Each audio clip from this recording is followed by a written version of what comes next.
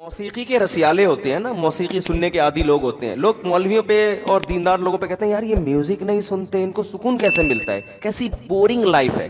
میں نے بہت دفعہ ایک واقعہ سنا ہے. ہماری ایک کزن تھی, اب ہماری کزنیں بھی بیان سن رہی ہوتی ہیں, بہت پرانا واقعہ ہے, اس کو سمجھ میں نہیں آئے گا کہ اس کی بات ہو رہی ہے.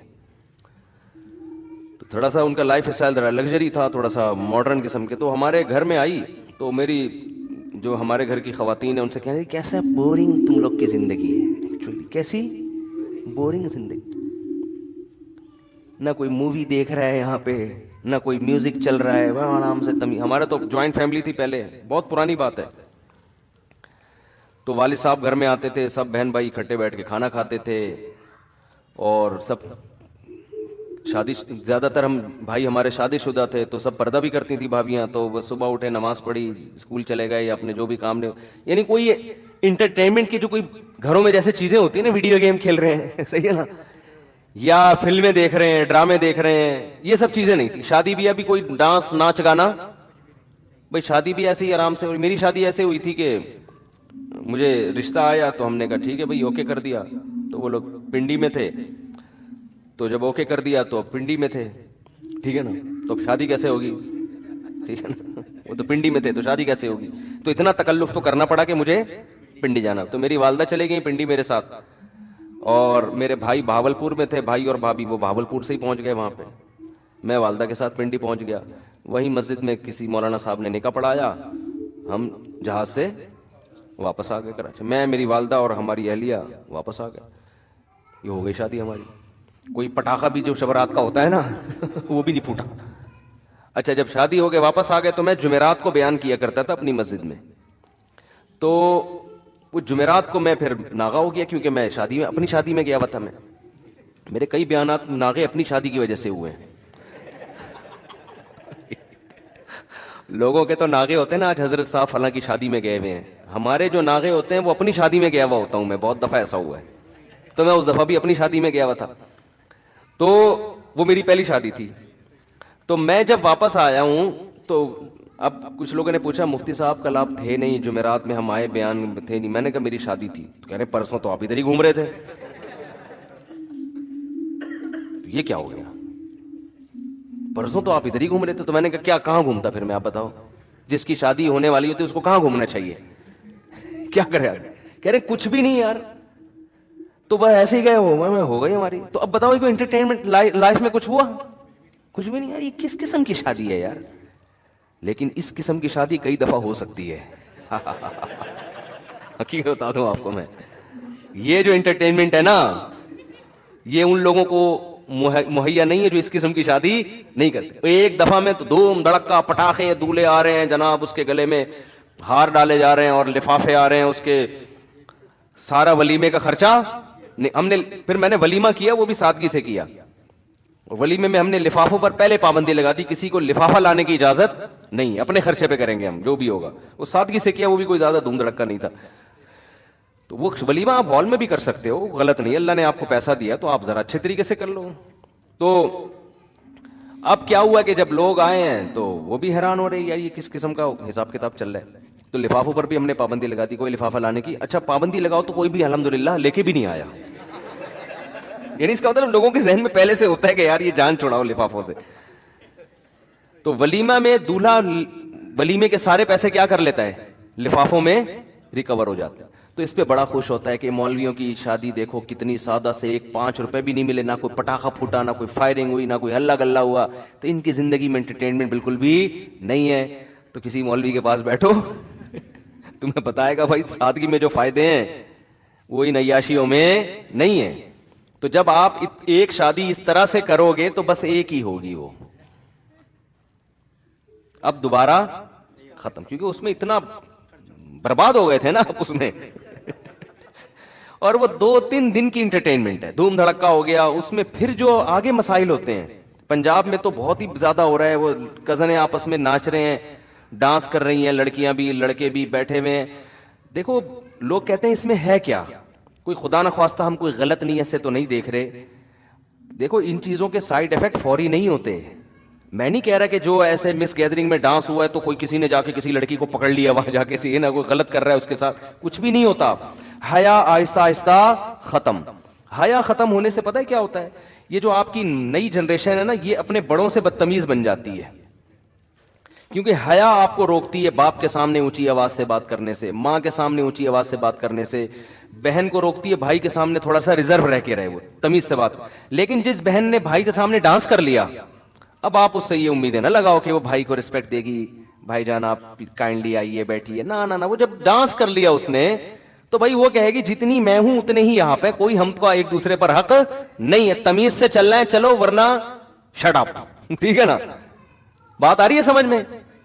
پھر وہ جو جذبے ہیں نا, بھائی جو بہنوں کے لیے جان دے دیا کرتا, اس کو جناب اس کے لیے نچھاور کر دی اپنی زندگی, یار اس کی حفاظت کرنی ہے, اس پہ پیسہ خرچ کرنا ہے, یہ اگر بیوہ ہو گئی تو کوئی بات نہیں میرے گھر میں, یہ سب چیزیں کہیں ختم. اخپل زندگی, آپ اپنی لائف, میں اپنی لائف کو انجوائے کروں گا. یہ آہستہ آہستہ یہ ہوتا ہے یہاں کے. ہر گناہ کے ایک زہریلے اثرات ہیں جو فوری طور پر نہیں نظر آتے.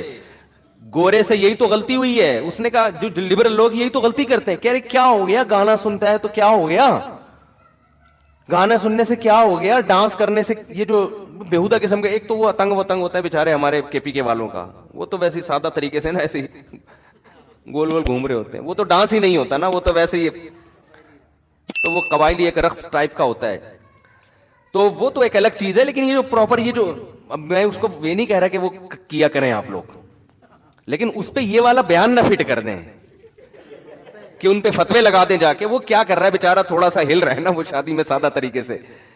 تو ہر چیز کی ایک, بھائی سگریٹ کے جو اصول ہیں وہ چرسیوں پہ تھوڑی لگیں گے, چرس الگ چیز ہے, ہیروئن, میں ہیروئن کے خلاف بیان کر رہا ہوں, آپ سگریٹ والوں کو جا کے فتوے دینا شروع کر دو, تو وہ ایک الگ چیز ہے.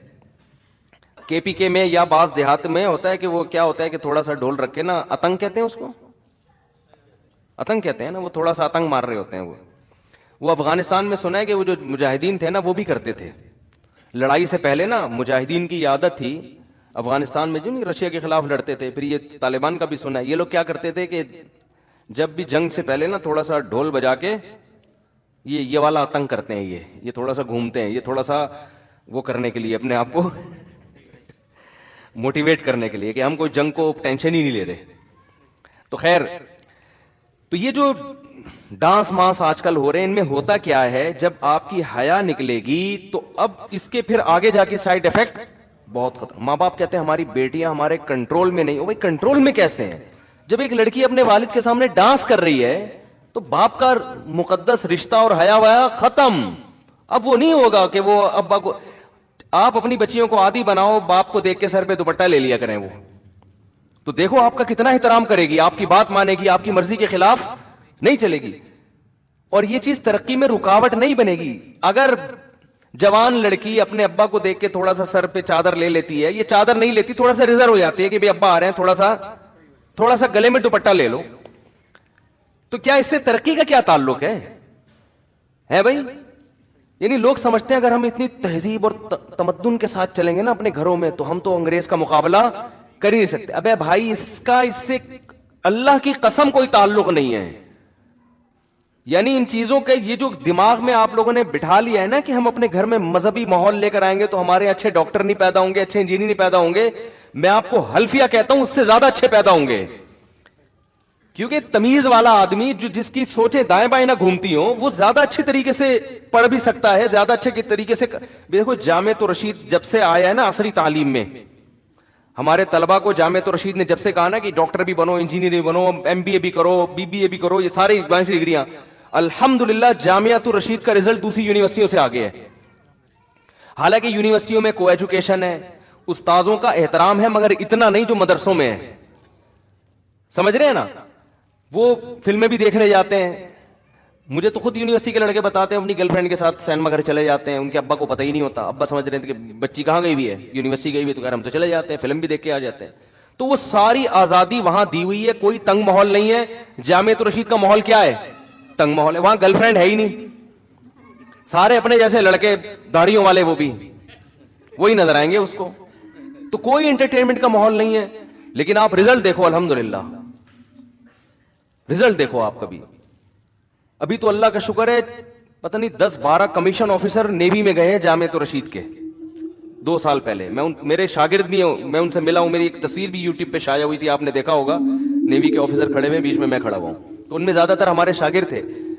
तो ये दिमाग में ना आप लोगों ने खामखा में एक चीज बिठा ली है कि यार बिल्कुल ऐसा अय्याशी दे दो तो तरक्की ज्यादा होगी, तरक्की ज्यादा नहीं होगी। आप कह सकते हो अंग्रेज ने इतनी अय्याशी में कैसे तरक्की कर ली। ओ भाई, अंग्रेज अगर इतना अय्याश ना होता, इससे 10 गुना आगे निकल चुका होता, समझ रहे हैं ना। जैसे एक आलिम कहने लगे कि लोग कहते हैं ना, उलमा कहते हैं कि सूद हमारी मुआशी, सूद जो है ना, सूदी निजाम जिस कंट्री में होगा तो मईशत क्या हो जाएगी, बर्बाद। अब सवाल पैदा होता है फिर अमेरिका इतना पावरफुल क्यों है मईशत में, फ्रांस इतना पावरफुल क्यों है। वजह उसकी ये कि उन्होंने मईशत की तरक्की के और इतने असबाब इख्तियार किए हुए हैं कि एक सबब है ना सूद, वो तबाही का जरिया नहीं बन रहा।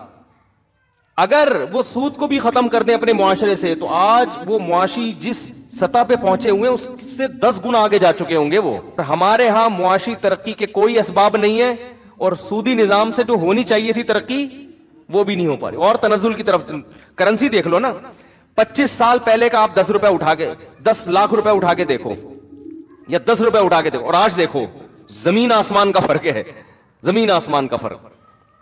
25 साल पहले सोने की कीमत देख लो और आज कीमत देख लो, ये तो एक मुशाहिदे पर मबनी एक हकीकत है। तो जल्दी से बात को समेट के मैं खत्म करता हूं।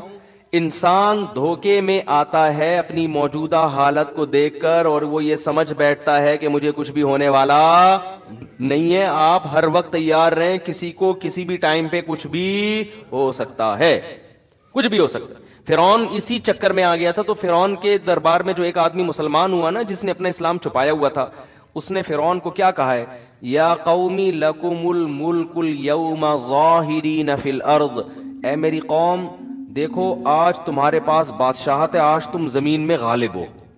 अच्छा, वो ये शो कर रहा है मैं तुम्हारा ही में सही हूं, लेकिन मूसा की बात को थोड़ा सा गौर कर लो, यानी इतना भी रद्द ना करो कि बस जो मूसा का आप सुनना ही नहीं है। सुन तो लो ना, एक दफा सुन तो लो क्या कह रहे हैं। तो वो एक हिकमत के साथ तबलीग कर रहे हैं ना। अगर वो ये शो कर दे मैं तो मूसा पर ईमान ले आया, फिर तो कोई बात सुनेगा ही नहीं। तो वो ये शो नहीं कर रहा है कि मैं मूसा पे ईमान लाया हूं, वो ये कह रहे हैं भाई हमको ये चाहिए कि हम गौर कर लें कि मूसा की बात को सीरियस लेके एक दफा गौर करें, अगर उसके बाद गलत लगती है तो रिजेक्ट कर दें। लेकिन ये जो कह रहा हूं सुनना ही नहीं है। आपने देखा होगा तबलीग वाले किसी के घर जाके दरवाजा बजाए ना, ये दीन हमारे अंदर आ जाए और हमने कलमा पढ़ा है, बहुत लोग लफ्ज सुनना पसंद नहीं करते। ये टाइम वेस्ट नहीं करो हमारा, निकलो यहां से। भाई आप नहीं जाओ, थोड़ी देर सुन लो, कभी अकेले में बैठ के शायद गौर करने की तौफीक मिल जाए। यार कोई बंदा कोई बात कहकर गया है, कोई गलत ऐसा तो नहीं वो सही कह के गया हो। जो आदमी सुनना बर्दाश्त नहीं करता ना, अल्लाह उसको कभी हिदायत नहीं देते। जो अपने बारे में ये फर्ज कर लेना कि मैं बिल्कुल सही हूं, मुझे कोई समझाए नहीं, मुझे कोई नसीहत ही नहीं चाहिए, समझ लो इसकी तबाही यहां से शुरू हो गई। और जो आदमी अपने कान खुले रखता है, यार कोई बात मेरे फायदे की अगर बताओ तो मैं सुनता हूं, ठीक है मेरी समझ में नहीं आई तो मैं उसको मुस्तरद कर दूंगा। तो ये वो लोग होते हैं जिनमें तकब्बुर नहीं होता। बाज खतीब होते हैं, आप उनको जाके बताना चाहो ना, सर आपने बयान में ना ना ना मुझे, तुम कौन होते मुझे समझाने वाले, समझ लो अब ये गलतियां करना शुरू करेगा, अब ये फेंकता रहेगा और ये बर्बाद हो जाएगा। तो जिस आदमी ने अपना लचक रखी होती है कि भाई मेरे में कोई गलती हो तो बता दो, तो ठीक है वो गलती ना माने लेकिन सुन ले, गौर कर ले। इसी तरह एक गुजारिश करूंगा आप लोगों से, देखो मेरे पास मियां बीवी के केसेस बहुत आते हैं, इसलिए मैं बार बार ये टॉपिक लेकर आता हूं, और ये तो हर घर का मसला है ना। जब बीवी आपको बोला करे ना आपके अंदर ये खराबी है, मर्द में गड़बड़ ये होती है वो सुनता नहीं है। मर्द में गड़बड़ क्या होती है, वो सुनता नहीं है। तो ना मानो बेगम की, लेकिन एक दफा गौर से सुन के गौर कर लो, कहीं यार ये सही तो नहीं कह रही। अक्सर मर्दों में ये होता है कि अगर बेगम ने या ससुर ने या सास ने दामाद को बोल दिया कि बेटा आप जो है ना ये जरा सही नहीं कर रहे, एकदम तैश में आ जाता है। ये तैश में आना तकब्बुर है, ये इसकी अलामत है। देखो ये हो सकता है कि वो गलत कह रही हो, सास आपकी, हो सकता है आपके ससुर साहब गलत कह रहे हो, ऐन मुमकिन है। ये हो सकता है कि बेगम आपकी गलत कह रही हो, तो कहने तो दो ना यार उसको सुन लो यार, आराम से सुन लो, बोलो अच्छा गौर करूंगा मैं। हमारे यहां बड़ा मसला ये, और ये तो मैंने अब तो देखा है कि बड़ा जब छोटे को नसीहत करता है तो छोटा भी तैश में आ जाता है। شریعت تو یہ کہتی ہے چھوٹا اگر بڑے کو کوئی بات بتا دے تو بڑا بھی تحمل سے سن لے کہ یار شاید صحیح کہہ رہا ہوں. لیکن ہمارے یہاں کیا ہو رہا ہے, بڑا اگر چھوٹے کو کہے گا نا, باپ اگر بیٹے سے کہے گا کہ بیٹا دیکھو تمہارے اندر یہ بات ٹھیک نہیں ہے, تو بیٹا فوراً غصے میں آ جاتا ہے. تو یہ اگر آپ نے اپنے آپ کو یہ سمجھ لیا ہے کہ آپ برائی پروف ہیں, آپ برے ہو ہی نہیں سکتے, آپ غلط ہو ہی نہیں سکتے, تو بھائی آپ ٹھیک ہو کے بھی پھر غلط ہو. سمجھ رہے ہو نا, اللہ کی نظر میں آپ ٹھیک ہو کے بھی کیا ہو, بے شک ہو سکتا ہے وہ برائی آپ کے اندر نہ ہو, لیکن جو آپ سننے کا آپ کے اندر تحمل نہیں ہے تو اس کی علامت ہے آپ کیا ہو. دیکھو ہم اپنے حساب سے کسی کو دیکھتے ہیں کہ ٹھیک ہے یا نہیں, اللہ اپنے حساب سے دیکھتا ہے. میں آپ کو ایک مثال دیتا ہوں, حدیث میں آتا ہے نبی صلی اللہ علیہ وسلم نے فرمایا, دو بھائی تھے پچھلی امتوں میں, ایک بہت پرہیزگار تھا, ایک گناہگار تھا. جو پرہیزگار جو تھا نا وہ گناہگار کو سمجھاتا تھا, یار تو یہ کیوں کر لیا کر, وہ سنتا رہتا تھا, اچھا بھائی ٹھیک ہے کوشش کروں گا, پھر ٹھیک نہیں ہوتا تھا لیکن سنتا تھا, تکبر میں نہیں آیا کہ تو کون ہوتا ہے مجھے سمجھانے والا ہے بھائی, اچھا بھائی ٹھیک ہے. پھر وہ اس نے کبھی کسی دن کہا تو کہا یار ٹھیک ہے یار اللہ معاف کر دے گا یار. تو ایک دن بڑا سمجھا رہا تھا چھوٹے کو یا دوسرے بھائی کو, تو اس نے کہا کہ یار اللہ معاف کرنے والا ہے. اس نے کہا اللہ کی قسم خدا تجھے معاف نہیں کرے گا, اللہ کی قسم خدا تجھے معاف نہیں کرے گا. نبی صلی اللہ علیہ وسلم نے فرمایا, اللہ کو اتنا غضب آیا, اللہ نے فرمایا این المتعلی علی اللہ اللہ یغفر لفلان, میرے اوپر کون قسم اٹھا کے کہہ سکتا ہے کہ میں مغفرت نہیں کروں گا. اللہ نے دونوں کو موت دی, اس کو بخش دیا جو گنہگار تھا اور اس کو جہنم میں ڈال دیا اللہ نے. آپ کہہ سکتے ہیں یار ایک بات پر ساری نیکیاں ختم ہو گئیں اس کی, بظاہر تو لگتا ہے نا معاذ اللہ کو یہ ظلم تو نہیں ہو رہا. اصل بات یہ کہ ان نیکیوں کی بیس کیا تھی, وہ نیکیاں تو وہ تکبر کی بیس, وہ نیکیوں کی بیس ہی غلط تھی. وہ سمجھنے لگا تھا کہ میں جو نیک اعمال کر رہا ہوں جنت واجب ہو چکی ہے, ٹھیک ہے نا میرے لیے, اور اس پر جہنم. تو جب آپ کے یہ کانسیپٹ ہی غلط ہے تو اس کا مطلب اللہ کی نظر میں وہ گناہگار نیک تو نہیں تھا لیکن آپ سے زیادہ نیک تھا وہ, کیونکہ آپ کی نیکیوں کی بیس ہی غلط تھی. آپ کو تو نیکی کرنی چاہیے تھی, بھائی ہم اللہ کو خوش کرنے کے لیے کر رہے ہیں, اللہ اپنے فضل سے نیک لوگوں کو جنت میں داخل کرتا ہے, اللہ پر لازم نہیں ہے, میں تو نیک کر کے بھی میں اللہ کا شکر کہاں ادا کر رہا ہوں. آپ کو یہ سوچ کے کرنا چاہیے تھا. اور دوسرے پہ آپ نے جو اللہ پہ کہہ دیا کہ اللہ مغفرت کر ہی نہیں سکتا, یہ اس کی مثال ایسے جیسے کوئی کسی سے چندہ مانگنے کے لیے جائے, اس کی مرضی دے نہ دے. ایک آدمی کسی سیٹھ صاحب کے پاس گئے جو بڑے سخی تھے, جو ہر ایک کو لٹایا کرتے تھے نا, بڑے سخاوت, اور ان کو اپنی سخاوت پہ بڑا ناز بھی تھا. آپ نے کیا کیا کہ ایک آدمی ان سیٹھ صاحب کے پاس چندہ لینے کے لیے گیا, اتفاق سے اس دن سیٹھ صاحب نے اس کو کسی مصلحت سے نہیں دیا, منع کر دیا. آپ کو جب پتا چلا آپ نے کہا کہ وہ سیٹھ تو بڑا کنجوس آدمی ہے, اب آئے گا سیٹھ کو غصہ. آئی بات سمجھنے, سیٹھ کیا کرے گا, اس کو فقیر کو جس کو رد کیا تھا نا بلائے گا اور بلینک چیک پکڑا دے گا اس کو, بولے بھائی اس نے میرے پہ کنجوسی کا جو تانا لگایا نا, یہ تانا میں برداشت نہیں کروں گا. میں نے تو تجھے کسی مصلحت سے نہیں دیے تھے پیسے, لیکن اب اس سے بڑی مصلحت آ گئی ہے کہ مجھے کنجوسی کا تانا دیا جا رہا ہے, یہ لے اس پہ کروڑوں روپے لکھ دے, کروڑوں تیرے ہو گئے. تو وہ آدمی تو مستحق نہیں تھا کروڑوں کا, لیکن جو سیٹھ ہوتا ہے نا, جو کنجوسی کے تانے کو برداشت نہیں کرتا, وہ اپنے آپ سے اس تانے کو ختم کرنے کے لیے اس کو کروڑوں کا مالک بنا دے گا کہ اب کہہ کے بتا کہ میں کنجوس ہوں. یہاں بھی یہی ہوا ہے, کیونکہ اللہ جواد اور کریم ہے نا, اللہ بخل اور کنجوسی کا تانا برداشت نہیں کرتا. اللہ یہ تانا برداشت نہیں کرتا کہ میں رحیم و کریم نہیں ہوں, صحیح ہے نا, یہ تانا اللہ کو برداشت نہیں ہے. اب اللہ گنہگار کو سزا دے رہا ہے, اس میں اس کی مصلحت ہے, اس کا قانون یہی ہے کہ گناہ ہوگا, وجہ اور مصلحت کیا ہے, ام نجعل المتقین کالفجار. اللہ فرماتا ہے اگر میں سارے گناہگاروں کو بخش دوں, سزا ہی نہ دوں, تو جو گناہ سے بچے ہیں اور جو گناہ کرنے والے ہیں وہ سیم ہو جائیں گے. تو بچنے والے کہیں گے اللہ جب سبھی کی مغفرت کرنی تھی تو ہمیں اتنا تکلف کرنے کی ضرورت کیا تھی, ٹھیک ہے, ہم نماز پڑھ رہے ہیں فجر کی, ہم جناب روزے رکھ رہے ہیں, ہم نظروں کی حفاظت کر رہے ہیں, اور یہ تاڑو ایک نمبر کا, کوئی انٹی اس نے محلے کی چھوڑی نہیں ہے, یہ بھی اسی جنت میں, میں بھی اسی جنت میں, تو ہم بھی یہی کر لیتے, ہم بھی تاڑو بن جاتے. تو قرآن کہہ رہا ہے ام نجعل المتقین کالفجار, یہ کیسے ہو سکتا ہے کہ میں نیک لوگ اور پرہیزگاروں کو ایک جیسا ٹھکانہ دے دوں. تو عام اصول اللہ کا یہی ہے, گنہگار کو ملے گی سزا, وہ سزا بھگتنے کے بعد جنت میں جائے گا, اور نیک آدمی وہ پہلے ہی جنت میں جائے گا، اور جنت میں جائے گا بھی اونچے درجات میں. تو قانون یہی ہے. اب اسی قانون کے مطابق اللہ تعالیٰ چاہتے کیا کرتے، جو بھائی گناہگار تھا اس کو کیا ملنی چاہیے تھی؟ سزا. اصول تو یہی تھا. لیکن جب اللہ کو تانا دے دیا نا کہ اللہ تو اللہ کی قسم مغفرت کر ہی نہیں سکتا، یہ ایسے جیسے بڑے سیٹھ کو آپ کہہ دو خدا کی قسم اس کی جیب سے کوئی 5 روپے نکال کے دکھائے، وہ کہے گا بھائی تو میرے مجھے کیوں چیلنج کر رہا ہے؟ ٹھیک ہے نا، مجھے کیوں چیلنج کر رہا ہے؟ وہ 5 نہیں، وہ 5 کروڑ نکال کے دے گا، اور آپ کو تپانے کے لیے دے گا وہ. تو یہاں کیا ہوا ہے، اللہ کو یہ تانا دے دیا کہ وہ رحم نہیں کر سکتا، بندوں کو معاف نہیں کر سکتا. تو اب اللہ کو کی جو صفت ہے نا، جو غیرت والی صفت، وہ صفت جوش میں آئی ہے کہ میرے کو یہ کہہ دیا میں کسی گناہگار کو بخش نہیں سکتا، میں بخشوں گا اس کو. ٹھیک ہے نا، میں بخشوں گا، کر لے کیا کرنا ہے تو نے. تو وہ غریبی میں اس کی کیا بخشش ہو گئی؟ اس نے آخرت میں بھائی سے گلے مل کے کہے گا یار نیکیاں تو نے کی ہیں، فائدہ کس کو پہنچا دیا؟ تو اللہ بھی کہے گا بھائی تو بخشنے کے قابل نہیں تھا، لیکن ہم نے تو یہ اپنے آپ سے، میں یہ تانے کو بری کرنا چاہتا ہوں کہ میں گناہگار کی مغفرت ہی نہیں کر سکتا. یہ تانا مجھے، جیسے یہودیوں نے کہہ دیا تھا نا، قرآن میں آتا ہے کہ یہودیوں نے کہہ دیا اللہ کے بارے میں، جب نبی صلی اللہ علیہ وسلم ہجرت کر کے مدینہ گئے نا، تو یہودیوں کی معیشت بھی بیٹھنا شروع ہو گئی، کیونکہ لوگ مسلمان ہو رہے تھے، اس طرف آ رہے تھے، تو یہودیوں کے کچے چٹے ختم ہونا شروع ہو گئے. تو یہودیوں نے کہنا شروع کر دیا ید اللہ مغلولہ، اللہ کے ہاتھ تنگ ہے، ایسے ترسا کے دیتا ہے. اللہ کو اتنا غصہ آیا کہ قرآن میں اللہ نے آیتیں نازل کی، وقالت الیہود ید اللہ مغلولہ، یہودی کہتے ہیں اللہ کے ہاتھ بندھے ہوئے ہیں.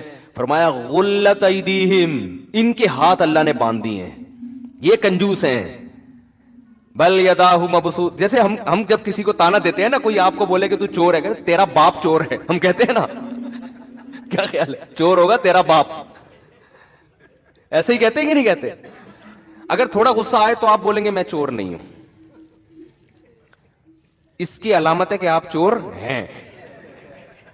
کیونکہ جو بالکل چور نہیں ہوتا نا، وہ چوری کا تانا اس کو تھوڑی سنتا ہے. اگر آپ باقی چور وہ چوریاں کرتے تھے، کسی نے آ کے بول دیا یار تم تو چور ہو، تو آپ کہیں گے نہیں ڈرنے لگو، نہیں بھائی میں چور نہیں ہوں، بھائی میں چور نہیں ہوں، ایسے کرو گے نا. لیکن اگر آپ نے زندگی میں کبھی مسجد سے چپل بھی نہیں چورائی، غلطی سے بھی کسی کی چپل پہن کے گھر گئے، چوری کے الزام سے بالکل دور، پھر اگر کوئی آپ کو آ کے کہتا ہے تو چور ہو، تو پھر آپ کو آئے گا غصہ، کیونکہ آپ کی غیرت جاگ اٹھے گی. پھر آپ بولے تیرا باپ چور ہوگا، چور ہوگا، چور ہو گئے، تیرا دادا چور ہے، تمہاری نسلیں، یہ ہوتا ہے نا، ایسا ہی آتا ہے نا. تو اللہ چونکہ جواد اور کریم ہے نا، بہت خرچ کرتا ہے. تو اللہ نے یہودیوں کو صرف یہ جواب نہیں دیا. یہودی نے کہا کہ اللہ کے ہاتھ بندھے ہوئے ہیں، اللہ نے کہا بالکل غلط کہہ رہے ہیں، نہیں، قرآن میں ایسی آیت نازل کرتے ہیں یہ جھوٹ بول رہے ہیں، ایسا بالکل بھی نہیں ہے، غلط بیانی سے کام لے رہے ہیں، میں تو بڑا سخی ہوں، دیکھو میں نے سورج پیدا کیا، میں زمین سے، پھر اللہ اپنی کبریائی بیان کرنا شروع کرتے تو میں نے تو زمین سے یہ چیزیں پیدا کی. نہ یہ اسٹائل، اس موقع پر یہ انداز بلاغت کے خلاف ہوتا کہ اللہ اپنی نعمتیں گنوانا شروع کر دیتا، یہ بلاغت کے خلاف ہوتا. اللہ نے بتایا کہ مجھے بخل کا تانا برداشت نہیں ہے. کیوں؟ جو جواد اور کریم ہوتا ہے نا بہت زیادہ، وہ کنجوسی کا تانا بالکل بھی برداشت نہیں کرتا، وہ تو غیرت کا مسئلہ بنا لیتا ہے، یہ اس کی علامت ہوتی ہے، اس کو بہت بڑا جرم سمجھتا ہے. یہ دیکھو آپ کسی گورے کو بول دو کہ تو یار بد نظری کرتا ہے، تو آنکھ مٹکا کرتا ہے لڑکیوں کا، وہ کہے گا تھینک یو، وہ کہے گا بھائی آپ کا بہت شکریہ، اب صرف اتنا سا کرتا ہوں میں، کیونکہ ان کے ہاں سے زیادہ ہو رہا ہے، وہ کہیں یہ کیا ہے، اس کو جرم نہیں سمجھے گا. لیکن آپ یا کسی گورے کو زانی کہہ دو، ابے تو شادی کے بغیر کسی لڑکی سے تیرے تعلقات ہیں، کہ میری باڈی ایکچولی میری مرضی، میں جو مرضی کروں، وہ اس کو اتنا بڑا مسئلہ نہیں سمجھتے. لیکن گورے کے سامنے یہ بتاؤ کہ فلاں آدمی اتنا اچھا ہے کہ وہ کہہ رہا ہے بھائی میں تو میری پہ بلیو کرتا ہوں، میں تو شادی کر کے، وہ کہہ کہ چلو یار اچھا بہت تہذیب یافتہ آدمی ہے، وہ ویری گڈ کہہ کے نکل جائے گا بدلی گلی سے، ٹھیک ہے نا، کہ یار چلو اچھا ہے. ایسے لوگ بھی کچھ مارکیٹ میں 2-4 عجائب گھر میں رکھنے کے لیے ہونے چاہیے، ٹھیک ہے، کہ جو بھی شادی پہ بلیو کرتے ہیں، اچھا ہے ہمارے عجائب گھر اس سے چلتے رہیں گے. جیسے وہ چرچوں کے قائل ہیں کہ بھئی ایک قدیم ایک روایات ہیں کہ ایک مذہب کا بالکل ہی عنصر ختم ہو جائے تو ایک تو بالکل ہی روایات ہی ختم ہو جائیں گی نا، تو 2-4 پادری عجائب گھر میں رکھنے کے لیے ہونے چاہیے تاکہ پتہ چلے ہم اصل میں کرسچن ہیں. تو یہ سب چیزیں وہ رکھتے ہیں مینٹین کہ ہمارا کلچر ختم نہ ہو. ہر اچھی قوم یہ کام کرتی ہے، کلچر کو باقی رکھنے کی کوشش کرتی ہے. تو خیر اب کیا ہے کہ لیکن آپ یہاں کسی پرہیزگار آدمی، کوئی بزرگ ہوں جو ہر وقت بد نظری کے خلاف بیان کرتے ہوں، وہ آپ ان کو بولو کہ یہ تاڑو ہے، ابھی زانی بھی نہیں کہا، اس کو ایسا غصہ آئے گا، وہ کیوں، وہ اس جرم کو بہت بڑا جرم سمجھ رہا ہے، تو وہ کہے گا تیرا باپ تاڑو ہوگا تو اپنا ڈی این اے کرا جا کے، تیرے تو نسب پہ مجھے شک ہے، ایسے ایسے تانے دینا شروع کر دے. یہ بلاغت ہوگی اس موقع پر. تو یہ غصہ آنا اس کی علامت ہوگی کہ آپ اس تانے کو ہلکا نہیں سمجھتے. اس موقع پر ہمیشہ نہیں ایسا ہوتا، بعض دفعہ مصلحتاً انسان خاموش رہتا ہے کہ یار لوگ تو بولتے رہتے ہیں، ہر ایک کو جواب دیں گے تو مصلحتاً ایک الگ بات ہے، لیکن نارملی جواب کا اسٹائل یہ ہوتا ہے. تو اللہ میاں نے جب یہودیوں نے کہا نا کہ اللہ کے ہاتھ بندھے ہوئے ہیں، تو اللہ نے یہ نہیں کہا کہ نہیں میرے ہاتھ بندھے ہوئے نہیں ہیں، دیکھو میں تو خربوزہ پیدا کیا، میں نے تو کھجور پیدا کی، میں تو اتنا کھلا رہا ہوں، اتنا پلا رہا ہوں صبح شام. نا نا نا نا، اللہ نے جواب دی، کیونکہ اللہ کو یہ تانا پسند نہیں ہے. اللہ نے کیا فرمایا؟ غلت ایدیہم، ان کے ہاتھ بندھے ہوئے ہیں. یہ کنجوس ہے ایک نمبر کے، اور آج بھی کنجوس ہیں یہودی. غلت ایدیہم ولعنوا بما قالوا، اور جو انہوں نے کہا اس پر ان پر لعنت ہے. بل یداہ مبسوطتان، اللہ کے، دیکھو یہودیوں نے کہا تھا اللہ کے ہاتھ، دونوں ہاتھ نہیں کہا تھا، حالانکہ دونوں ہاتھ ہی بندھے ہوئے ہوتے ہیں نا جب کسی کے ہوتے ہیں، لیکن اللہ نے یہ نہیں کہا اللہ کے ہاتھ کھلے ہوئے ہیں، نا بل یداہ، اللہ کے دونوں ہاتھ، کیونکہ ہاتھ کا لفظ ایک پر بھی اطلاق ہوتا ہے، دو پر بھی ہوتا ہے. تو یہ شبہ ہو سکتا تھا شاید اللہ نے ایک ہاتھ پیچھے کیا ہوا ہے، دوسرے ہاتھ سے اپنے بندوں کو دے رہا ہے. تو اللہ نے دونوں کا تذکرہ کر دیا. بل یداہ مبسوطتان، اللہ کے دونوں ہاتھ ایسے کھلے ہوئے ہیں. ينفق کیف یشاء، جیسے چاہتا ہے بندوں پہ خرچ کرتا ہے. کیوں؟ ہم جب کسی پہ خرچ کرتے ہیں تو جیسے چاہتے ہیں ویسے کر نہیں سکتے ہم، کیونکہ ہمیں ڈر ہوتا ہے کہ یار ہمارے پاس کہیں ختم نہ ہو جائے. اللہ کہتے ہیں مجھے یہ خوف نہیں ہے، جیسے چاہتا ہوں اپنے بندوں پر خرچ کرتا ہوں. تو یہ خود اللہ کے جواد اور کریم ہونے کی علامت. ایسا جواد اور کریم خدا ہو اور آدمی کہہ رہا ہو دوسرے کے بعد تیسرا بچہ ہوا تو کھائے گا کہاں سے؟ تو باتیں کرنے پر گورنمنٹ کی طرف سے کوئی پابندی نہیں ہے. آپ کہہ لو اللہ بہت کریم ہے، اللہ آپ کے عمل سے دیکھے گا کہ مجھے کریم سمجھتا بھی ہے کہ نہیں سمجھتا. اب یہ بھائی نے ماشاءاللہ داڑھی رکھی ہوئی ہے، عراق گئے نا یہ، تو داڑھی کی وجہ سے ان کی جاب نہیں ملی ان کو. انہوں نے کہا کہ بھائی داڑھی کاٹنی ہے، تو انہوں نے مجھے فون کیا، میں نے کہا داڑھی کاٹنا جائز نہیں ہے، آپ دوسری جاب تلاش کر لو. انہوں نے چھوڑ دی جاب. تو جو آدمی اللہ کو کریم سمجھے گا کہ یار خزانے کس کے ہاتھ میں ہیں؟ اللہ کے، وہ حرام کی طرف نہیں جائے گا. لیکن ہم کیا ہو رہا ہے کہ سارے گناہ کر کے، تو سب گناہ کر کے ہی آپ نے اگر کمانا ہے تو پھر اللہ کریم کا کیا مطلب ہوا؟ گورا کہتا ہے تم بھی اسباب پہ یقین کرتے ہو، میں بھی اسباب پہ یقین کرتا ہوں، تم بس اللہ کو کہہ دیتے ہو کہ وہ رزق دینے والا ہے، تو میں بھی کہہ دیتا ہوں، تو فرق کیا ہو گیا؟ کافر میں مسلمان میں فرق یہ ہے کہ مسلمان اسباب اختیار کرتا ہے روزی کے، لیکن ناجائز کی طرف نہیں جاتا. کیوں؟ وہ کہتا ہے اسباب سے نہیں ہے، رزق دینے والا کون ہے؟ اللہ ہے. پھر بھی اگر رزق نہ ملے نا تو سمجھ لو کہ اللہ کی مصلحت میرے ساتھ یہی ہے، وہ مجھے آزمانا چاہتا ہے. کیونکہ جس کے پاس ہو وہ نہ دے رہا ہو تو کوئی مصلحت ہوتی ہے نا. باپ کی جیب میں پیسے بھرے ہوئے ہیں، بچہ جیب خرچی مانگ رہا ہے، باپ نہیں دے رہا. اس کا یہ مطلب نہیں ہے کہ بھائی باپ ظالم ہے، باپ کچھ اور چاہ رہا ہے. باپ چاہ رہا ہے تمہارے لیے بڑی پراپرٹی خرید لے، اس سے باپ چاہ رہا ہے کہ تمہاری عادت نہ خراب ہو جائے، تم کہیں عیاشیوں میں نہ پڑ جاؤ. تو کوئی مصلحت سے نہیں دے رہا تو اسی میں خیر ہے. تو بعض دفعہ اللہ کسی کو زیادہ روزی دے دیتا ہے، بعض دفعہ کسی کو تنگ روزی دیتا ہے کسی مصلحت سے. جس کی روزی تنگ کر دی وہ اسی میں خوش رہے کہ اسی میں میری خیر ہوگی. تو بات کو ختم کرتا ہوں میں. تو فرعون کو، حامان کو دنیا کی ظاہری حالت دیکھ کر یہ خیال گزرا کہ ہم ہمیشہ اسی طرح رہیں گے. جوان آدمی یہ سمجھتا ہے میں ہمیشہ اسی طرح رہوں گا، خوبصورت یہ سمجھتا ہے میں ہمیشہ ایسے ہی رہوں گا، دولت مند سمجھتا ہے میں ہمیشہ ایسے ہی رہوں گا. بھائی یہ تھوڑے دن میں ٹائم ختم. اور جب آپ کا ٹائم آئے گا نا، پڑے ہوئے ہوگے بستر پہ اور قسم پرسی کی زندگی گزار رہے ہوگے، تو آپ کو اور مجھے عبرت ہوگی، لیکن ہمیں دیکھ کے دوسرے کو پھر بھی عبرت نہیں ہوگی. سمجھ رہے ہیں؟ ہمیں تو عبرت ہو جائے گی یار ہم کیا کرتے رہے ہیں، ٹھیک ہے نا، جہاں تو کہیں اور رہے ہیں، تیاری ہم نے کہیں اور کے لیے کی. نظر سوئے دنیا، قدم سوئے مرقد، کہاں جا رہا ہے کدھر دیکھتا ہے. قدم ہے قبرستان کی طرف، دل لگا رہا ہے بحریہ ٹاؤن کے پلاٹوں میں. ابے بحریہ کے قبرستان میں ہی دل لگا لے تو، کیوں؟ وہ تو یقینی ہے نا، بحریہ ٹاؤن جو بھی جائے گا بالآخر وہاں کے قبرستان میں تو جائے گا. تو وہاں کا کی طرف توجہ ہی نہیں ہے. تو شاعر نے کہا ہے، مرقد کہتے ہیں قبر کو، نظر سوئے دنیا قدم سوئے مرقد. تیری نظر دنیا کی طرف ہے، چل کے کہاں جا رہا ہے؟ قبر کی طرف. کہاں جا رہا ہے کدھر دیکھ رہا ہے؟ ایک آدمی کے سامنے گٹر کا ڈھکن کھلا ہوا ہو اور وہ پیچھے دیکھ کے جا رہا ہو تو اگلا کہے گا بھائی جدھر کو جا رہا ہے دیکھ بھی تو ادھر ہی کو نا یا تو ادھر ہی جانا شروع کر دے جہاں کو تو جا رہا ہے. دیکھ پیچھے رہا ہے بلڈنگوں کی طرف نا, خوبصورت بلڈنگ ہے یار زبردست, اور ادھر کو چلتا ہوا جا رہا ہے, آگے گٹر کھلا ہوا ہے.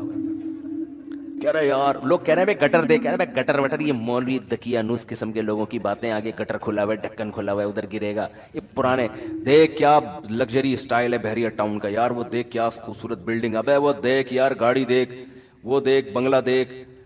تو بھائی تو پھر جا بھی ادھر ہی کو, اپنا رخ چینج کر لے. جب وہ رخ چینج کرنا آپ کے بس میں نہیں ہے تو جدھر جا رہے ہو نا, جب بھی کوئی کہے نا وہ پیچھے مڑ کے دیکھ بحریہ ٹاؤن, بولے آگے گٹر ہے, اتنا دیکھ کہ آگے وہ افورڈ کر سکے. تو جب بھی آئے نا کہ یار یہ بنگلے یہ گاڑیاں, ابے آگے قبر ہے, ٹھیک ہے نا, جا کر آ رہا ہوں. کوئی 40 سال کا ہو گیا, 50 سال کا ہو گیا, 15 سال رہ گئے, 10 سال رہ گئے, اور یہ بھی نہیں پتا ہے. گٹر میں تو پتا ہوتا ہے 3 فٹ کے بعد جا کے گروں گا, حقیقت ہے, تھوڑا احتیاط کرتا ہے چلو جب قریب پہنچیں گے تو دیکھ لیں گے, لیکن وہاں تو پہلے سے ہی دیکھ رہا ہوتا ہے. تو قبر کا بھائی کچھ نہیں پتا کہ 10 سال لگیں گے, 20 سال لگیں گے, 15 سال لگیں گے, یا کل انا للہ ہو جائے, کچھ پتا. ابھی آج جنازہ آیا دولہا کا, ولیمہ تھا, ایک رات زوجہ کے ساتھ گزاری, ولیمہ جس دن تھا ہارٹ اٹیک سے انتقال ہو. تو کتنا یہ ہوتا ہے. اور یہ تو پھر بھی ایک رات گزاری. میں ایسے دولہا کو جانتا ہوں, ہمارے جاننے والے تھے, دولہا بیوٹی پارلر جا رہا تھا, جس دن نکاح تھا نا اس کا, بارات بیٹھی ہوئی ہے شادی میں, اور وہ بیوٹی پارلر جا رہا ہے بائک پہ اپنے دوست کے ساتھ, کسی کراچی میں یہ پیٹرول پمپ کے قریب نا, یہ جو نازم آباد پیٹرول پمپ نہیں ہے, یہاں کیا ہوا ہے کہ ایک بائک سلپ ہوئی ہے, پیچھے مزدہ والا سر کو چل کے چلا گیا. کیا گزری ہوگی والدین پر, یار ہمارا بیٹا آج اس کی شادی ہو رہی ہے, دولہا بنا ہوا ہے, دلہن پہ کیا گزری ہوگی, وہ پچ کا وسر آ رہا ہے. تو یہ سب اللہ بچائے ہم سب کو عافیت میں رہا, اللہ سے عافیت مانگنی چاہیے, لیکن یہ سب دنیا میں ہو رہا ہے, اس لیے دل لگانے کا کوئی آپشن ہے ہی نہیں ہمارے پاس. کام سارے کرو, دل نہ لگاؤ. اسلام آپ کو کام سے منع تھوڑی کرتا ہے. بھائی کیوں ٹینشن کیوں لے رہے ہو بھائی, ہو بھی سکتی ہے شادی, ہو سکتا ہے جس دن طے ہو اس سے پہلے انا للہ ہو جائے. ہمارے حضرت فرماتے تھے کہ جس دن میری شادی ہو, ہمارے حضرت کی, تو فرمایا کہ میں جب جوان آدمی کی شادی ہوتی ہے تو اس کو خوش ہونا تو چاہیے نا اس دن. آج کل کچھ لوگ ہو رہے ہیں کچھ نہیں ہو رہے وہ مجھے نہیں پتا, لیکن ہونا چاہیے ایکچولی اس کو اس دن بہت زیادہ. میں اس لیے کہہ رہا ہوں کہ خوش ہوتا ہے تو وہ کچھ لوگ کہیں گے ہم تو خوش نہیں تھے, تو وہ ان کا مسئلہ ہے. تو ویسے نارملی انسان کو خوش ہونا چاہیے. تو حضرت نے فرمایا کہ میری جب شادی ہوئی نا, اور جو نظر کی حفاظت کرنے والے لوگ ہیں, جو پاک دامن لوگ ہیں, ان کو نکاح میں لذت بھی اللہ نے زیادہ رکھی ہوتی ہے. تو حضرت فرماتے ہیں کہ میں جب گھر والوں کے پاس جانے لگا تو میں نے دل میں سوچا کہ اگر اس وقت موت کا فرشتہ آئے اور کہ چل بھائی آخرت کے لیے, تو تیرے دل پہ کیا گزرے گی. ہے بھائی, آدمی اصولی طور پر شاید ہم جیسے نالائق ہوتے ہیں, ہم کہتے ہیں اللہ 3-4 دن تو مہلت دے دے, اتنے عرصے کے بعد پہلی دفعہ شادی ہو رہی ہے. طارق مسعود صاحب ہوتے تو چلو کوئی مسئلہ نہیں تھا, کئی دفعہ ہو چکی تھی پہلے بھی. ارادہ بھی ایک کا ہو, حضرت کا تو ایک ہی کا ارادہ تھا, ایک ہی کی انہوں نے, وہ تو دوسری کے, وہ تو کہتے تھے یہ جس نے کوئی غم نہ ہو, جیسے کہتے ہیں نا بکری پال لے. تو کیا حالت ہوگی. اور پاک دامن, اور ہمارے حضرت کی صحت بھی بڑی زبردست تھی. میرے شیخ حضرت مفتی رشید احمد صاحب رحمہ اللہ تعالی لدھیانہ کے پنجاب کے تھے, سب سنوبر کے تنے جیسا ان کا قد تھا ماشاءاللہ, بہت زبردست صحت حضرت کے. جب بھی کئی واقعات ہیں حضرت کے, جب بھی تو نہیں کہہ سکتا, واقعات ہیں انوار الرشید میں جو ان کی کتاب ہے اس میں لکھے ہوئے ہیں کہ کلائیاں توڑی ہیں پھڈوں کے دوران, ٹھیک ہے نا, پہلوانوں کی کلائیاں توڑی ہیں, تھے دبلے پتلے. تو لیکن جب ان کی لڑائیاں ہوئی ہیں نا پھڈوں کے دوران, پہلوان کی کلائیاں توڑی ہیں, 2-3 پہلوانوں کی, کسی کی کلائی توڑ دی, کسی کا سیٹنگ آؤٹ ہو گئی, بھاگ گئے وہ. تو بہت زبردست فائٹ کرنا جانتے تھے, بڑی خاندانی صحت رکھی ہوئی تھی. تو صحت مند آدمی وہ تو ظاہر ہے اور زیادہ اس کو نکاح میں رغبت ہوتی ہے. تو حضرت فرماتے ہیں میں نے اپنا محاسبہ کیا. وہ ہر وقت نا اپنے آپ کو چیک کرتے تھے یہ بڑے لوگ کہ ہم آخرت سے غافل تو نہیں ہو رہے کہیں, یعنی ہر وقت چیک. دنیا کی نعمتیں تو ساری رکھنی ہیں, لیکن آخرت کو ہمیشہ دنیا پہ ترجیح. بھائی تیار ہر وقت موت کے لیے. تو میں اور آپ ہوتے ہیں, ہم کہتے ہیں اللہ 6 مہینے کی مہلت دے دے, 10 مہینے کی مہلت دے دے. ہمارے تو آگے بھی بڑے پلان ہیں نا, یا اللہ ابھی تو میری شادی ہوئی ہے, ابھی تو میں مفتی صاحب کے بیان سننا میں نے شروع کیے ہیں, ابھی تو بیگم کا ذہن بنانا ہے دوسری کے لیے, پھر تیسری کے لیے, پھر چوتھی کے لیے, پھر جب 4 ہو جائیں گے پھر بچے ہوں گے, پھر بیٹیاں ہوں گی, پھر بیٹیاں بڑی ہوں گی, پھر بیٹیوں کی شادی ہوں گی, پھر بیٹے اسٹیبل ہو جائیں گے, پھر میں ان کے لیے پراپرٹی بنانے کی سوچوں گا, پھر میں ان کے لیے اتنے مکان بناؤں گا, پھر میں مکان بنا کے پھر جب سب کو نام کر کے پراپرٹی تقسیم کر کے پھر میں آخر میں حج پہ جاؤں گا. پھر میں حج سے آنے کے بعد قضائے عمری بھی میں نے کرنی ہے. 40 سال سے میں نے ایک نماز بھی نہیں پڑھی ہے. وہ قضائے عمری میری کمپلیٹ ہو جائے, اس کے کمپلیٹ ہونے کے بعد بھی سوچ رہا ہوتا ہے ابھی مرنا مناسب رہے گا کہ نہیں رہے گا. وہ 2-3 کوئی چیزیں رہ تو نہیں گئی ہیں, ابھی بھی سوچ رہا ہوتا ہے کہ ابھی مناسب ہے کہ نہیں. تو بچے بھی ہو گئے, بچوں کی شادیاں بھی ہو گئیں, سارے کام دھندوں سے فارغ ہو کر پھر 4 مہینے بھی تبلیغ میں بہت عرصے سے سوچا. جو نیک لوگوں کی بات کر رہا ہوں, جو برے لوگ ہیں وہ تو کہتے ہیں سوال ہی پیدا نہیں ہوتا کہ میں دنیا سے جاؤں, یہ تو ہو ہی نہیں سکتا. جو نیک ہے پرہیزگار ہیں ان کی بات. پھر آخر میں یار ہم 4 مہینے بھی تبلیغ میں ہم نے کب سے سوچا ہوا تھا, جب سب کاموں سے فارغ ہوں گے تو حج کیا, پھر 4 مہینے کے لیے تبلیغ میں جا کے فارغ ہو کر آئے. پھر اے اللہ, پھر اگر فرشتہ آ جائے تو مجھے شاید کوئی اعتراض نہ ہو. یہ بہت نیک آدمی کی بات کر رہا ہوں, تھوڑا سا بھی ہوگا کہہ کے پھر بھی نہیں, صحیح ہے نا, پھر بھی نہیں. تو ہم میں سے ہر شخص نے یہی پلان کیا ہوا ہے.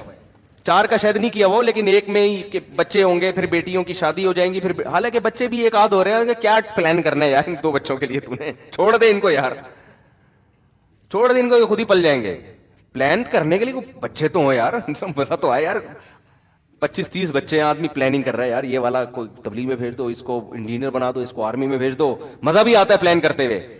آپ کہو گے اتنے وسائل کہاں سے آئیں گے, ہو جائیں گے, ٹھیک ہے نا, اللہ نے چاہا.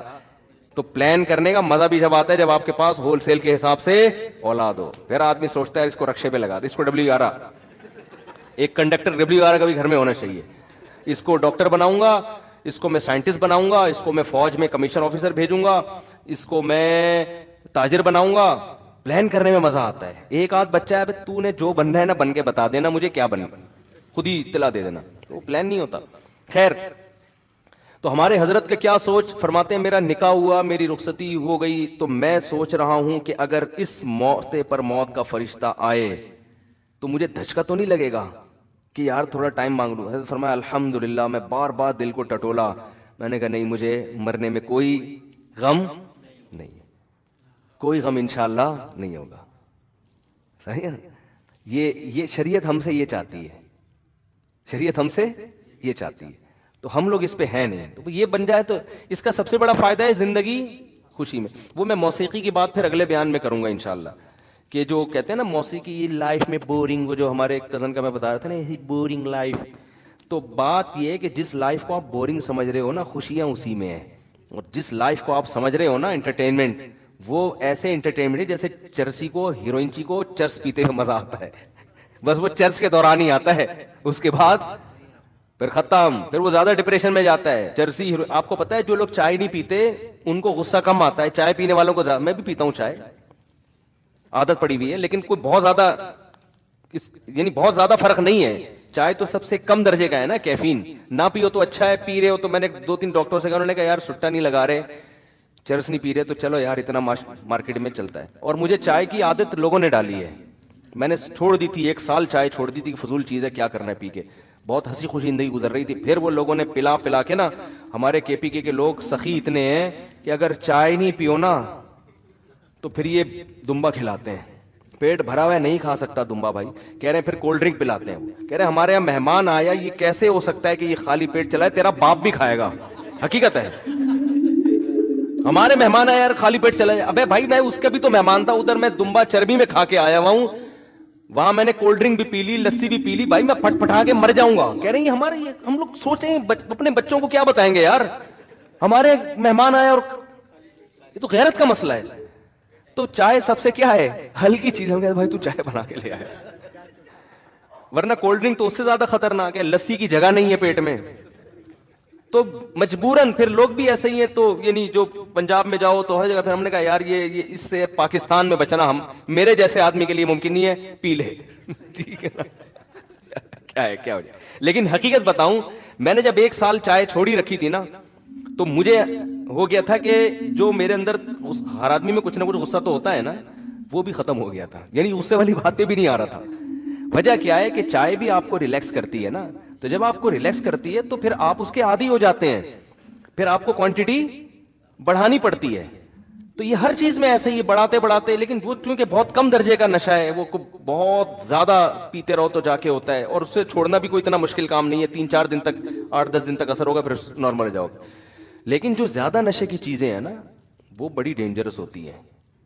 اس میں چرسی ہیروئن زیادہ ڈپریشن میں ہوتے ہیں، حالانکہ وہ ڈپریشن ختم کرنے کے لیے پی رہے ہوتے ہیں۔ صحیح ہے نا؟ ابے بھائی تو ڈپریشن ایک ہمارے محلے میں ایک بندہ تھا، وہ سگریٹ پیتے تھے، وہ 55-60 سال ان کی عمر، ان کے پھیپڑوں میں بلغم بہت پیدا ہوتا تھا، ٹی بی ہو گئی ان کو، وہ سگریٹ پیتے تھے تو بلغم نکلتا۔ ڈاکٹر کہہ رہے ہیں یہ سگریٹ چھوڑ دے، وہ کہہ رہے ہیں ڈاکٹر صاحب جب سے سگریٹ پیتا ہوں تو بلغم اکھڑتا ہے۔ اب جب نہیں پیتے تو وہ اور تکلیف ہوتی تھی۔ ڈاکٹر نے کہا یہ پیدا سگریٹ کی وجہ سے ہو رہا ہے، جب پینا چھوڑ دو گے تھوڑے دن تکلیف ہوگی، یہ پیدا ہونا ہی ختم۔ لیکن سگریٹ پینے والے کی کھوپڑی میں یہ بات نہیں آتی، وہ سمجھتا ہے سگریٹ پی کے میں ریلیکس ہو جاتا ہوں۔ ابے بھائی جو سگریٹ نہیں پیتا وہ پیے بغیر ریلیکس ہوتا ہے، ٹھیک ہے نا؟ جو تیری کنڈیشن سگریٹ پینے کے بعد بنتی ہے نا، تجھے خوشی محسوس ہوتی ہے، وہ جو اس کو سگریٹ کی عادت نہ ہو، وہ سگریٹ کے بغیر وہ خوشی محسوس کرتا ہے۔ تو موسیقی اور یہ انٹرٹینمنٹ کا بھی یہی ہے کہ جو ان چیزوں کے عادی ہو گئے، ان کو خوشی کے لیے یہ چیزیں چاہیے، نہیں ملیں گی تو ٹینشن میں جاتے ہیں، اور جو ان چیزوں کے عادی نہیں ہیں وہ یہ چیزیں سنے بغیر وہ مزے میں ہوتے ہیں، جو آپ کو موسیقی سن کے مزہ آ رہا ہوتا ہے۔ یہ بات کھوپڑی میں لوگوں کی آ نہیں رہی ہے۔ تو یہ پھر کبھی کسی اور موقع پر انشاءاللہ اس پر میں تفصیلی بات کروں گا۔ اللہ ہمیں گناہوں سے بچنے کی توفیق عطا فرمائے، اور اس دنیا کو مسافر خانہ سمجھنے کی توفیق عطا فرما دے۔ تو یہ بڑی مزے کی لائف ہو جائے گی، آپ کی گناہ بھی چھوٹ جائیں گے، پھر پیسہ تو کمانے سے منع بھی نہیں کیا، پھر آپ کو 1000 گز کا بنگلہ مل جائے، ٹھیک ہے یار انجوائے کرو، نہیں ملے ٹھیک ہے، گاڑی مل گئی ٹھیک ہے، نہیں تو ڈبلی گا رہا۔ بینک اسلامی سے پاک قطر تکافل لینا کیسا ہے؟ ہم جامعۃ الرشید میں بہت سے علماء کو تکافل پر اعتراض ہے، میرے جیسا ناچیز بھی مطمئن نہیں ہے تکافل پر، باقی دارالعلوم کے بڑے بڑے علماء اس کو جائز کہتے ہیں۔ جب دو اہل حق علماء میں اختلاف ہو جاتا ہے تو پھر عامی آدمی یہی ہے کہ احتیاط یہ ہے کہ نہ کیا جائے، اور گنجائش یہ ہے کہ کر لیا جائے۔ تو دونوں قول پر عمل کیا جا سکتا ہے، کیونکہ عامی آدمی کے لیے تو دونوں ایک جیسے ہیں نا۔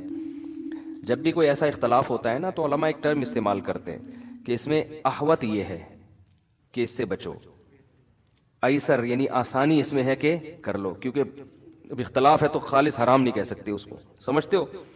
تو کوئی کرنا چاہے تو، یا کسی کو ان کی رائے پر اعتماد ہو تو ٹھیک ہے۔ سعودی عرب نے تبلیغ جماعت پر پابندی لگا دی ہے۔ دیکھو بات یہ ہے، میں بار بار یہ کہتا ہوں، انور مقصود نے جب معین اختر سے پوچھا نا کہ ماموں کیا کرتے ہیں، تو معین اختر نے کہا ماموں کی باتیں کس سے پوچھو؟ ماموں کی۔ تو سعودی حکومت جو کر رہی ہے نا، تو سعودیہ کی باتیں کس سے پوچھو؟ حکومت سعودیہ سے پوچھو، مجھ سے پوچھ کے پابندی نہیں لگائی۔ آئی بس۔ تو وہ پروگرام کا میں نے کلپ دیکھا تھا، بہت جگہ فائدہ ہوا، بہت جگہ فائدہ ہوا، گھر میں بھی فائدہ ہوا۔ میرے گھر والے مجھ سے کچھ پوچھ رہے ہوتے ہیں نا کہ وہ کیا کہہ رہا تھا، میں نے کہا ماموں کی باتیں کس سے پوچھو؟ ماموں سے پوچھو۔ تو یہ مسجد میں بھی فائدہ ہوا، لوگ مجھ سے آگے پوچھ رہے ہوتے ہیں۔ میں کہتا ہوں بھائی معین اختر سے ہم نے ایک چیز سیکھی ہے، اس کے شارٹ کلپ میں انور مقصود نے پوچھا کہ ماموں کیا کرتے ہیں، اس نے کہا ماموں کی باتیں ماموں سے۔ پھر جب بہت زیادہ پوچھا اس نے کہا ماموں گالیاں دیتے ہیں، یہ کرتے ہیں۔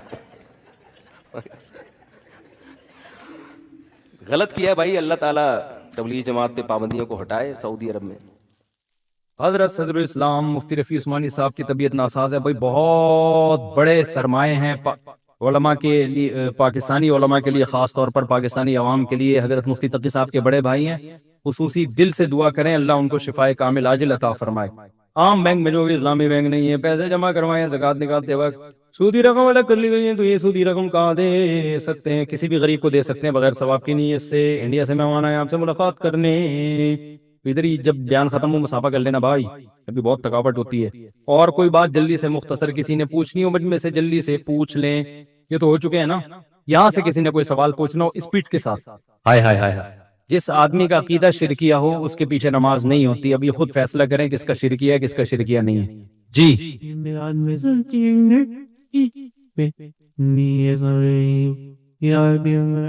ہاں نہیں، پردہ ہوگا، پردے کے ساتھ رہیں، ٹھیک ہے نا۔ کزن سے، کزن کے لیے پردہ، آپ کا پردہ نہیں ہوگا کزن سے، کزن کا آپ سے پردہ ہوگا۔ پردہ مرد کا نہیں ہوتا، پردہ عورت کا ہوتا ہے۔ جی یہ والا نہیں ہوئے، اچھا میں سمجھا ہو گئے۔ حضرت والا کراچی کے ٹریفک سے تنگ آ گئے ہیں، رانگ سائڈ ٹریفک بہت آتا ہے، کچھ پتہ نہیں ہوتا کہ کون کہاں جا رہا ہے، کبھی صبر کا پیمانہ لبریز ہونے لگتا ہے، ڈر لگتا ہے کہ بائک سے اتر کر کسی کو پھوڑ نہ دوں، بے صبرا ہو جاؤں اور جس پر غصہ آ رہا ہے اس کو دو چار رکھ دوں۔ وہ بھی رکھے گا، جب آپ 2-4 اس کے رکھیں گے تو 8-10 وہ بھی رکھے گا، اتنا نیک تھوڑی کوئی ہوتا ہے کہ آپ اس کے رکھیں اور وہ کچھ بھی نہ وہ تھینک یو کہہ کے چلا جائے۔ باقی آپ نئے نئے کراچی میں آئے میرا خیال ہے آپ کا مسئلہ ہی کس نے پوچھا، ہی نئے آئے ہیں کراچی میں، ہاں تو وہ تھوڑے دن میں عادی ہو جائیں گے۔ پھر جو تمیز سے ڈرائیونگ کر رہا ہوگا اس پہ آپ کو غصہ آئے گا، ابے کم بخت، یعنی آپ بولو گے ابھی یہ تو جو اسپیڈ لمٹ ہے اس کے اندر اندر کیوں چل رہا ہے تو یہ آپ کو تھوڑے دن میں سیٹ ہو جائیں گے۔ ہوتا ہے جب نئے نئے کوئی کراچی آتا ہے تو شروع میں ایسا ہوتا ہے۔ دیکھو یہ کراچی کے جو کھڈے ہیں نا، یہ اللہ کی بہت بڑی رحمت ہیں، اس کو عذاب مت سمجھو، حقیقت بتا رہا ہوں میں، اس سے کھانا ہضم ہوتا ہے۔ کراچی میں پیٹ کے مسائل بہت زیادہ ہیں، کراچی کی سڑکوں میں اسپیڈ بریکر زیادہ ہیں، سڑک کم ہے، کھڈے زیادہ ہیں، تو یہ اس کا فائدہ ہو رہا ہے، بہت فائدہ ہو رہا ہے اس سے۔ میں جب بھی کراچی آتا ہوں الحمدللہ کمر ومر کے سارے مورے اپنی جگہ سیٹ ہو جاتے ہیں، یہ تھوڑے دن میں سیٹ ہو جائیں گے انشاءاللہ۔ حضرت آپ نے فن والوں کے ساتھ اسٹوڈیو میں بیٹھ کر فنی ویڈیو دیکھی تھی جس میں عربی گانا بھی تھا اور میوزک بھی، تو کیا آپ اس بات کے قائل ہو گئے ہیں کہ فنی ویڈیو میں میوزک ہو سکتا ہے؟ مجھے تو پتہ بھی نہیں کہ فنی کچھ چل بھی رہا تھا اس میں۔ بعض دفعہ بیک گراؤنڈ میں میوزک چلا رہے ہوتے ہیں، وہ نہیں چلانا چاہیے، لیکن وہ میوزک مقصد نہیں ہوتا، وہ میوزک مقصد نہیں ہوتا، اپریشیٹ نہیں کرنا چاہیے اس میوزک کو، لیکن وہ جیسے آپ خبریں سن رہے ہیں پیچھے BBC سنتے ہو تو پیچھے میوزک چلتا ہے نا، اب یہ تھوڑی کہ BBC سننا ہی حرام ہو جائے گا، تو ایسے ہی وہ آج کل تو ہر جگہ بیک گراؤنڈ میں کچھ نہ کچھ چلا رہے ہوتے ہیں، تو وہ نہ سنا کریں، خود بخود آ رہے ہیں تو آنے دیں، اتنی سختی نہیں کرو اسلام میں یار، لوگ پتہ نہیں کیا کیا کر رہے ہیں، ڈسکو کلب میں جا کے ڈانس کر رہے ہیں اور کیا کیا ہو رہا ہے مارکیٹ میں، آپ نے بالکل ہی اس پہ اتنا زیادہ پابندیاں لگا دیں۔ اس زمانے میں جو گنجائش کا پہلو ہے نا وہ نکالنا چاہیے، جو بھی مفتی معاشرے کی سوسائٹی کو سمجھے گا وہ گنجائش کے پہلو کو ہمیشہ ترجیح دے گا، جو اسلام کے بیسک چیزیں ہیں ان کو لوگ اگر چھوڑ دیں تو یہ بھی غنیمت، تو اس زمانے میں یہ بھی کافی ہے، تو اٹھا کے چوم کے رکھ لے بس قرآن پاک، نہیں کوئی ہدیہ نہیں۔ اب یہ جو فوجی لوگ پریڈ کرتے ہیں یہ بغیر میوزک کے ہو سکتی ہے؟ یعنی کچھ فتوے ایسے ہوتے ہیں جو مارکیٹ میں دینا آسان ہے، لیکن جب آپ کے پاس گورنمنٹ آئے گی تو نہیں چلے گا، وہ پریڈ کرتے ہوئے جا رہے ہیں خاموشی سے، ایسا تھوڑی ہوتا ہے۔ کچھ جنگ کے موقع پہ دف بجانا یا موٹیویشن کے لیے اس طرح کی چیزیں، یہ تو فقہا نے بھی لکھا ہے جائز ہے، تو اس کی میوزک میں یہ کر لینا چاہیے کہ جو گانے بجانے کے میوزک ہیں یہ تو بالکل حرام ہے، اور وہ میوزک جو موٹیویشن کا ذریعہ بن رہا ہے ملی نغموں میں یا پریڈ وغیرہ کے دوران، اس کو ناپسندیدہ کہتے ہیں، مکروہ کہتے ہیں، اس کے لیے وہ کبیرہ الفاظ وہ والے استعمال نہ کریں جو بالکل ایک ڈسکو کلب میں جا کے انسان ناچ رہا ہوتا ہے نا۔ میں نہیں کہہ رہا کہ اس کو بالکل حلال کہیں، لیکن تھوڑا ہلکا رکھیں، جتنی شریعت نے جس چیز کو رکھا ہے نا اس کو اتنا ہی رکھیں، اس کو کہتے ہیں ناپسندیدہ ہے، مکروہ ہے، اس طرح کے الفاظ استعمال کریں، اس پہ وہ حکام لوگ بہت الٹا سیدھا کر رہے ہیں۔ جنید جمشید کی جب نظمیں آنا شروع ہوئی نا اس میں بھی تھوڑا بیک گراؤنڈ میں ہو رہا ہوتا تھا، لوگ کہتے تھے یہ دیکھو میوزک، میں نے کہا بھائی وہ ڈسکو کلب سے آیا ہے یار، اب اس کو اتنا تو کرنے دو تھوڑا سا، اس کو بالکل ہی آپ نے صوفی بنا کے وہ کیا کرے گا بیٹھ کے، پھر تھوڑا سا تو پھر اٹریکشن اس میں نعت میں یا کوئی اس میں پیدا کرنے کے لیے تھوڑا سا تو آواز میں ایکو پیدا، لوگ ایکو کے بھی خلاف ہیں بعض لوگ، تو تھوڑا ہولا ہاتھ رکھیں، مقصد صرف یہ ہے جی۔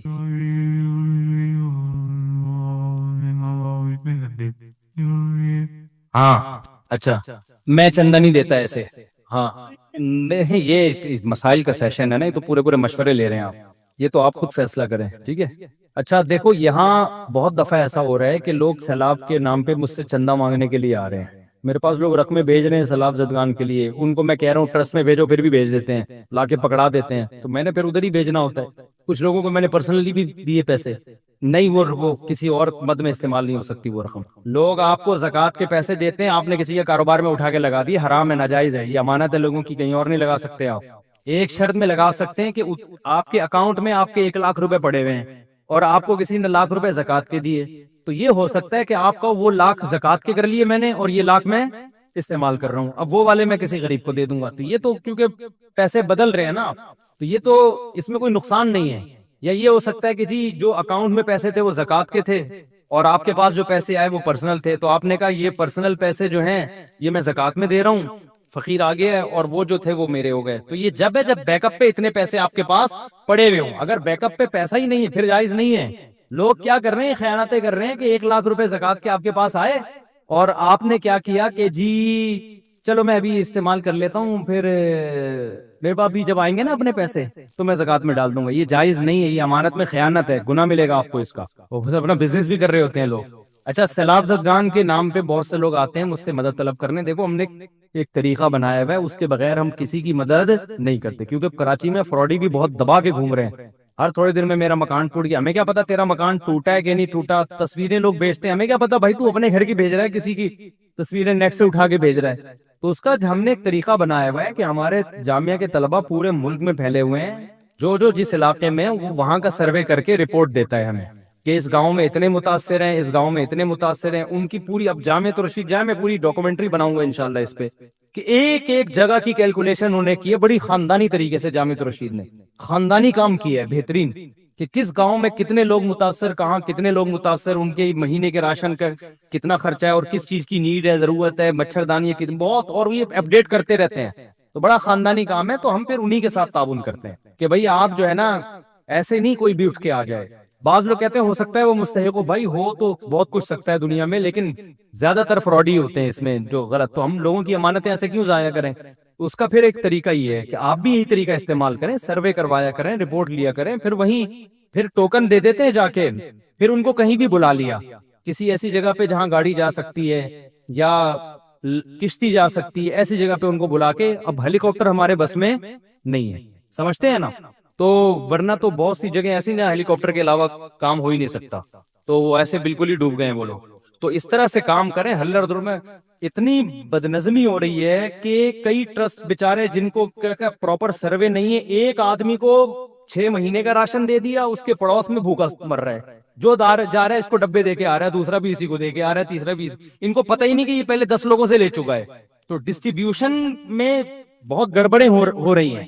اس لیے جب بھی اس طرح کا کوئی بڑا کام کیا جاتا ہے پراپر طریقے سے, وہیں کے ہمارے یہ سہولت ہے کہ ہمارے طلبہ ملک کے چپے چپے میں الحمدللہ 20 سال سے ہم مدرسے میں پڑھا رہے ہیں نا, پورے ملک سے لوگ آتے ہیں, طلبہ جاتے ہیں, ان کا ریکارڈ ہے ہمارے پاس, کون سا طالب علم کہاں رہتا ہے, ان سے ہم رپورٹیں طلب کرتے ہیں, پھر ان کے ذریعے مدد کرتے ہیں. اس طرح سے کام آپ لوگ بھی اسی طرح سے کریں اگر کرنا چاہتے ہیں. ایسے ہلڑ دڑل میں جا کے بس لوگ کیا کریں, تاجر ٹرک لے کے گئے, وہ اکثر تو ٹرک راستہ میں اڑ جاتے ہیں, اور پھر جا کے ایسے ہی پھینک پھاک کے آ گئے, تو وہ نہیں ہوتا, ایسے مزہ نہیں آتا. لوگوں کی امانتیں ضائع ہوتی ہیں اس طریقے سے. اور بعض لوگوں نے تو یہی لا کے رکھے, بارشوں میں سارا راشن ان کا تباہ و برباد ہو گیا. ان کو ذرا بھی خیال نہیں, کروڑوں روپے لوگوں کے آپ بارشوں میں برباد کر رہے ہو, راشن تباہ ہو رہا ہے. ایسے بھی ویڈیوز آ رہی ہے لوگوں کی. تو اس لیے کام کریں, پیسہ اللہ نے دیا ہے تو اس کو تمیز سے خرچ کریں, بےہودہ طریقے سے اسراف کر کے اڑانا ٹھیک نہیں ہے. وما علینا الا البلاغ, بہت مذاق ہو گیا. 2 پراٹھوں کا مطلب یہ نہیں ہوتا قیامت تک آدمی بولتا ہی رہنا ہے. گانوں میں کفریہ کلمات کا حکم. بہت سارے ایسے گانے ہیں جن میں کفریہ کلمات ہیں. اگر کوئی مسلمان اس جملے کو سمجھے بغیر انجانے میں وہ گانا گائے تو کیا اس کی وجہ سے وہ کافر ہو جائے گا؟ محمد تسلیم اختر انڈیا سے. نہیں, انجانے میں کافر نہیں ہوگا, لیکن گانا مسلمان کو گانے نہیں گانے چاہیے. باقی گانوں میں جو کفریہ کلمات ہوتے ہیں, اس میں ایک بات سمجھیں کہ شاعری کے اصول اور ضابطے کچھ اور ہوتے ہیں. بعض دفعہ شاعر کسی چیز کو مبالغہ کر کے بیان کر رہے ہوتے ہیں, اس پہ جو جذباتی لوگ ہوتے ہیں فوراً کفر کا فتویٰ لگا دیتے ہیں, تو یہ بھی غلط. شاعری کی دنیا ایک عام دنیا سے الگ ہوتی ہے. علامہ اقبال کی شاعری تھی نا شکوہ, اس میں اللہ سے بہت ساری شکایتیں کی. اب بعض لوگوں نے اس وقت متشدد لوگوں نے علامہ اقبال پہ کفر کا فتویٰ لگا دیا. صحیح جو سنجیدہ علماء تھے انہوں نے تو نہیں لگایا, لیکن بعض نے لگا دیا. تو وہ شاعری تھی, اس میں اللہ سے شکایتیں بھی ہو رہی ہیں, شکوے بھی ہو رہے ہیں. تو ایک نثر میں جب ہم عام نارمل حالات میں ایسی بات کر دیں تو وہ کفر کا فتویٰ لگے گا. شاعری کے اصول, میں یہ نہیں کہہ رہا شاعری میں کفر بکنا جائز ہے, میں یہ کہہ رہا ہوں کہ شاعر کی بات کو سمجھنے کی کوشش کرنی چاہیے کہ یہ کہنا کیا چاہ رہا ہے. تو اس میں جلد بازی نہیں کرنی چاہیے. کفر کے معاملہ ایسا نہیں ہے کہ کوئی بھی کچھ بات کہہ دے, آپ نے فوراً اٹھا کے اس کو کافر کہہ دیا. اور تو شاعری میں اگر آپ خود نہیں فیصلہ کر سکتے, کسی عالم سے پوچھ لیں, پڑھے لکھے سنجیدہ علماء سے, کہ بھئی یہ کافر ہے بھی یا نہیں ہے, یا یہ کلمات کفری ہیں, تو آپ کو بتائیں گے کہ بھئی یہ شاعری کا ناز ہوتا ہے. بعض دفعہ اللہ سے شکایتیں ہو رہی ہوتی ہیں, وہ شکایتیں صرف ایک ناز کے حکم میں ہوتی ہیں کہ ناز کیا جا رہا ہے اللہ کے ساتھ. تو اس میں جلد بازی سے کام نہیں لینا چاہیے فتویٰ لگانے میں اور کفریہ کافر کہنے میں کسی کو. مذہبی لوگوں میں بعض دفعہ بڑی شدت آ جاتی ہے, اس سے بڑے مسائل کھڑے ہو جاتے ہیں. تو واضح طور پر جب کفریہ بات ہوگی یا بے ادبی کی بات ہوگی پھر بہرحال اس کو غلط کہا جائے گا. لیکن گھما پھرا کے جیسے وہی ہے نا چپل پہ اللہ لکھا ہوا ہے, کچھ لوگوں نے لا کے دکھا لیا کہ وہ نہیں لکھا ہوا تھا چپل پہ اللہ, خدا نا کون لکھے گا بھائی چپل پہ اللہ, تو مجھے لا کے دکھایا وہ یوں یوں بن رہا ہے. تو بھائی ایسے لکیروں سے آپ تصور, آپ بادل میں تصور کر کے دیکھیں نا, آپ فرض کریں گے اللہ لکھا ہوا ہے تو اللہ نظر آئے گا آپ کو, آپ فرض کریں گے کہ کوئی بھالو بنا ہوا ہے تو بھالو نظر آئے گا آپ کو. تو کچھ لوگوں کے دماغ میں کچھ ایسی سافٹ ویئر بیٹھ جاتے ہیں کہ وہ ہر چیز میں ان کو الٹی چیز ہی نظر آ رہی ہوتی ہے. تو ایک ہمارے دوست اچھے خاصے پڑھے لکھے بہت لڑے مجھ پہ کہ یہ اللہ لکھا ہوا ہے. میں نے کہا یہ اللہ نہیں لکھا ہوا, چپل کے تلوے پہ نہیں لکھا ہوا, بہت لڑے. تو وہاں کسی عمارت پہ وہی ڈیزائن ہمیں نظر آئے, میں نے کہا کیسا خوبصورت ڈیزائن ہے, کہہ رہے زبردست. میں نے کہا غور کرو یہ اللہ لکھا ہوا ہے. تو کہا کہاں لکھا ہوا ہے, میں نے کہا پھر چپل کا ڈیزائن, اور میں نے کہا دیکھو وہ ایک ہی ڈیزائن تھا. تو چونکہ وہاں وہ اس نیت سے دیکھ نہیں رہے تھے تو ان کو ڈیزائن لگا, چپل کے نیچے جھانک جھانک کے وہ دیکھ رہے ہیں کہ کیا لکھا ہوا ہے, تو ان کو لگا کہ اللہ لکھا ہوا ہے. تو اس میں وہم بھی ہوتا ہے. تو جہاں واقعی بے ادبی ہو, گستاخی ہو, وہاں تو ٹھیک ہے, لیکن اس میں وہم کا شکار نہ ہو.